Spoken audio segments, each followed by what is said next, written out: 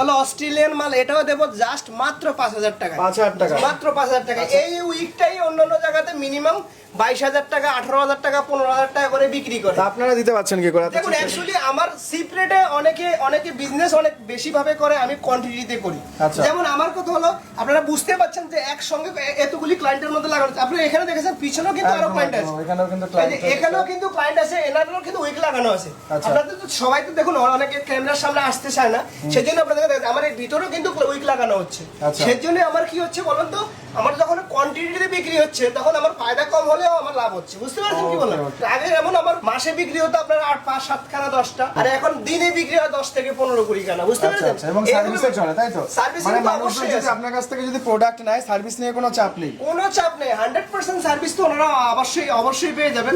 আর যখন তখন আমাকে যদি কোনো প্রবলেম হয় আমাকে ফোন করে জিজ্ঞাসা করতে ওকে পারেন। ওকে, পেছনে আর দাদাকে দেখতে পাচ্ছি। দাদা আপনি এখান থেকে মোটামুটি কভার